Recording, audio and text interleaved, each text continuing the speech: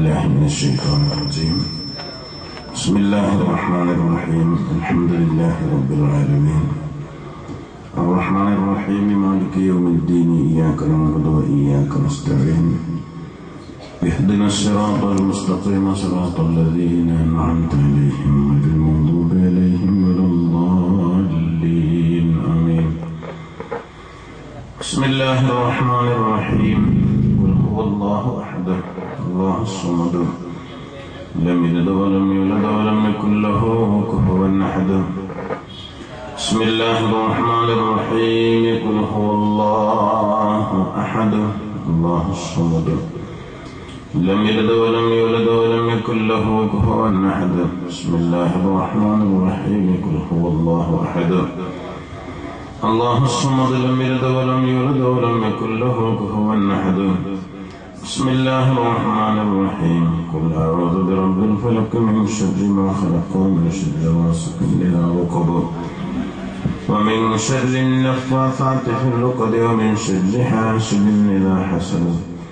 بسم الله الرحمن الرحيم. قل أعوذ برب الناس ملك الناس إله الناس من شر الوسواس الخناس الذي يوسوس في صدور الناس من الجنة والناس. الحمد لله رب العالمين حمدا يوافي نعمه ويكافئ مزيدا. اللهم صل وسلم وبارك على رسولك وحبيبك سيدنا محمد وعلى آله وأصحاب سيدنا ومولانا محمد. اللهم تقبل منا قراءتنا وأوصل مثل ثوابها إلى النبي المصطفى محمد صلى الله عليه وسلم وإلى حضرات أرواح آبائه وإخوانه وذرياته وأهل بيته وإترته وأصحابه وأزواجه الطاهرات أمهات المؤمنين وسائر الأنبياء والأولياء والعلماء والشهداء والزهاد والصديقين والصالحين وأهل الخير والصلاح كلهم وخواص عبادك كلهم خصوصا إلى حضرات رجال الله الغائبين المتصرفين في هذه النوبة.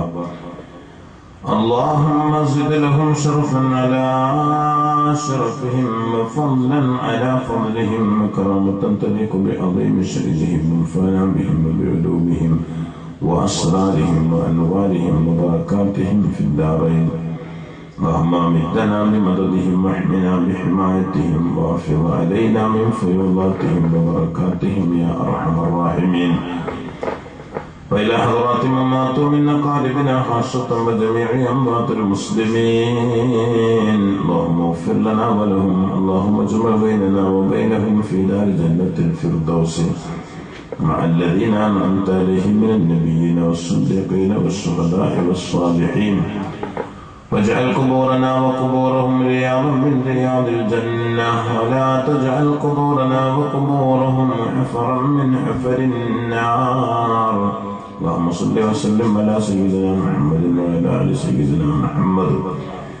اللهم بحقوق هؤلاء المذكورين يسر لنا كل أمورنا لا سيما هذا الأمر الذي كنا فيه مع الراحة لقلوبنا وأبداننا والسلامة والعافية في ديننا ودنيانا. اللهم كن لنا عونا معينا ومددا وناصرا حيثما كنا وأينما كنا. يسر عسيرنا وإن تيسير العسير عليك يسير وبارك لنا في جميع أمورنا لا سيما في أمرنا هذا وفيما نحن فيه وفيما توجهنا إليه من أوله إلى آخره بركة تامة كما باركت على عبادك الصالحين. ربنا عليك توكلنا وإليك نبنا وإليك المصير ولا حول ولا قوة إلا بالله العلي العظيم. ربنا تقبل منا إنك أنت السميع العليم وتب علينا إنك أنت التواب الرحيم. واغفر لنا وارحمنا إنك أنت الغفور الرحيم. آمين برحمتك يا أرحم الراحمين. وصلى الله تعالى وسلم على خير خلقه سيدنا محمد وآله وصحبه أجمعين. سبحان ربك رب العزة عما يصفون وسلام على المرسلين والحمد لله رب العالمين.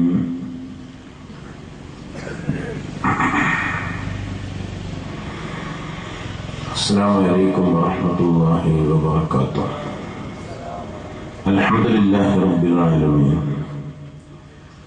والصلاة والسلام على أشرف المرسلين وعلى آله وأصحابه أجمعين. أما بعد، فإن أصح الحديث كتاب الله، وخير الهدي هدي محمد صلى الله عليه وسلم، وشر الأمور محدثاتها، وكل محدثة بدعة، وكل بدعة ضلالة، وكل ضلالة في النار. بسم الله عليك توكلنا وإليك أنبنا وإليك المصير، ولا حول ولا قوة إلا بالله العلي العظيم. بسم الله الرحمن الرحيم. كل نفس ذائقة الموت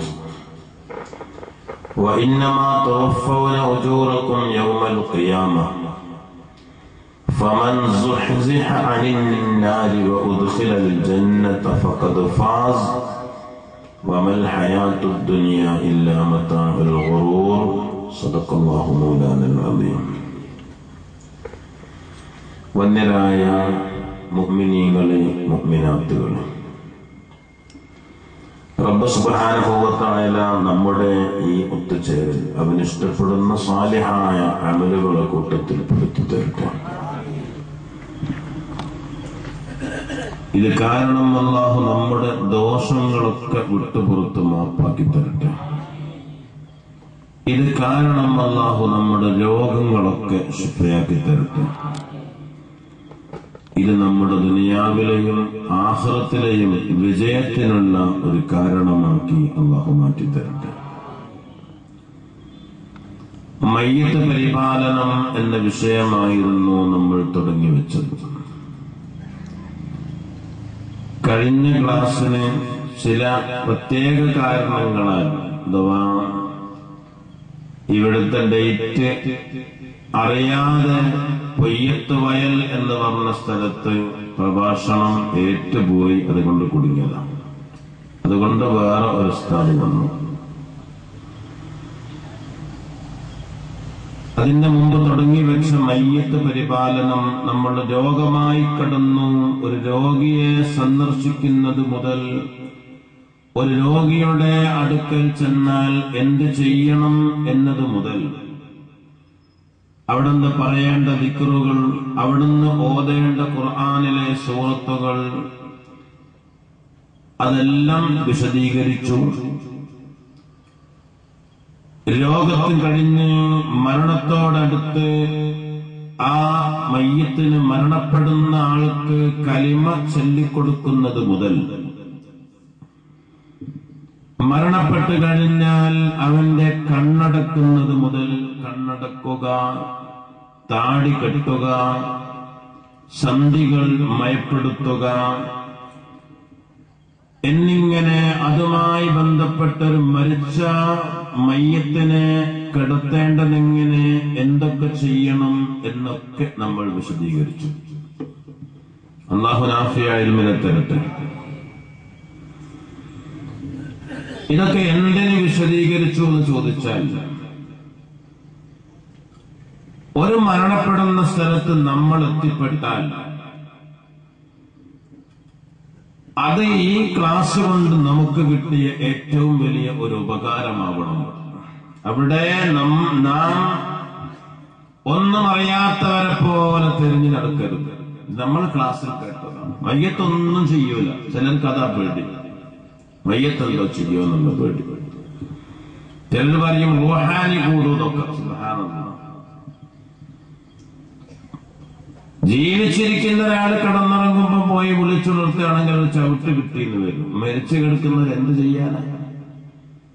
കണ്ണടക്കാനും താടി കെട്ടാനും മഫാസിലുകൾ നേരെയാക്കാനും ഒന്ന് എഴുന്നേറ്റിരുത്താനും ഒന്നവിടെ തന്നെ കിടത്താനും അവന്റെ ശരീരത്തിലുള്ള വസ്ത്രങ്ങൾ അഴിച്ചു മാറ്റാനും എന്നിട്ട് പുതിയൊരു വസ്ത്രം കൊണ്ട് അവനെ മൂടിപ്പൊതിച്ച് കിടത്താനും ആര് പേടിക്കണം? ആരെ പേടിക്കണം? അതൊക്കെ നമ്മളൊരു സ്ഥലത്ത് എത്തിയാൽ അത് ചെയ്യണം. അല്ലാഹു തൗഫീഖ് ചെയ്യട്ടെ. പിന്നീട് നമ്മൾ മയ്യിത്ത് കുളിപ്പിക്കാൻ കൊണ്ടുപോയി വെച്ചു. അതാണ് നമ്മൾ കഴിഞ്ഞ ക്ലാസ്സിൽ തുടങ്ങി വെച്ചത്. കുളിപ്പിക്കാൻ കൊണ്ടുപോയി വെച്ചു. അതൊരു ഒഴിഞ്ഞ സ്ഥലം. കുളിപ്പിക്കുന്ന ആൾ, അവനെ സഹായിക്കുന്ന ഒന്നോ രണ്ടോ ആളുകൾ, അവരല്ലാതെ ആരും അതിന്റെ ഉള്ളിൽ പ്രവേശിക്കാൻ പോലും പാടില്ല എന്നാ പണ്ഡിതന്മാര് പറഞ്ഞു. അനിൽ ഗാസിൽ വ മുഈനിഹി, കുളിപ്പിക്കുന്നവനും കുളിപ്പിക്കുന്നവനെ സഹായിക്കുന്നവരും, വെള്ളം ഒഴിച്ചു കൊടുക്കുന്നവൻ, എഴുന്നേറ്റിരുത്താൻ വേണ്ടി താങ്ങിപ്പിടിച്ചു കൊടുക്കുന്നവൻ, ശരീരം തേച്ചു കൊടുക്കാൻ വേണ്ടി കാത്തിരിക്കുന്നവൻ, ഇങ്ങനെയുള്ള ആളുകളല്ലാതെ മറ്റുള്ള ആളുകൾ മയ്യത്ത് കുളിപ്പിക്കുന്ന സ്ഥലത്ത് പോയി ശല്യം ചെയ്യരുത് എന്ന് പണ്ഡിതന്മാർ പ്രത്യേകം എഴുതി വെച്ചിട്ടുണ്ട്. നമ്മളന്ന് പറഞ്ഞു, ഹബീബായ സയ്യിദുനാ മുഹമ്മദ് റസൂലുള്ളാഹി തങ്ങളെ കുളിപ്പിച്ചത് ഫളൽ ഇബ്നു അബ്ബാസ് റളിയല്ലാഹു അൻഹുമാ, അലി ഇബ്നു അബി ത്വാലിബ് റളിയല്ലാഹു അൻഹു രണ്ടാണ്. ഇവർ രണ്ടാളുമാണ് നബിയുടെ ശരീരം സ്പർശിച്ചു, നബിതങ്ങളെ തിരുത്തി, നബിതങ്ങളെ തിരിച്ചു കിടത്തി, നബിതങ്ങളെ വെള്ളമൊഴിക്കാൻ ഉസാമത്ത് ഇബ്നു സൈദ് റളിയല്ലാഹു അൻഹു, റസൂലുള്ളാഹിന്റെ പോറ്റ മകൻ സൈദിന്റെ മകൻ ഉസാമ, അദ്ദേഹം വെള്ളമൊഴിച്ചു കൊടുത്തു.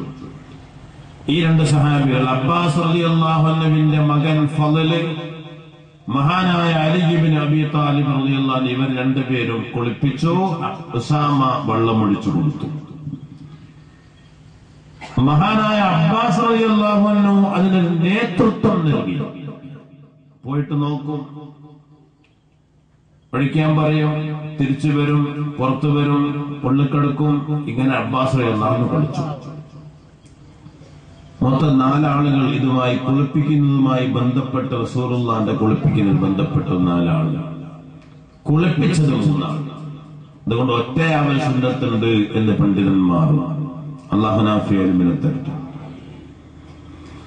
അതും കഴിഞ്ഞു. പിന്നെ നമ്മൾ പറഞ്ഞു, കുളിപ്പിക്കുമ്പോൾ ഏത് വെള്ളമാണ് ഉപയോഗിക്കേണ്ടത്. ചില ആളുകളൊക്കെ വെള്ളം ചൂടാക്കാൻ വേണ്ടി വിറകിന് ഓടുന്നത് കാണാം.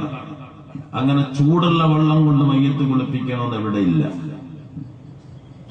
ഏറ്റവും നല്ലത് അസാലത്തൻ ഉപ്പുവെള്ളം. നമ്മൾ കഴിഞ്ഞ ക്ലാസ് പറഞ്ഞിരുന്നു.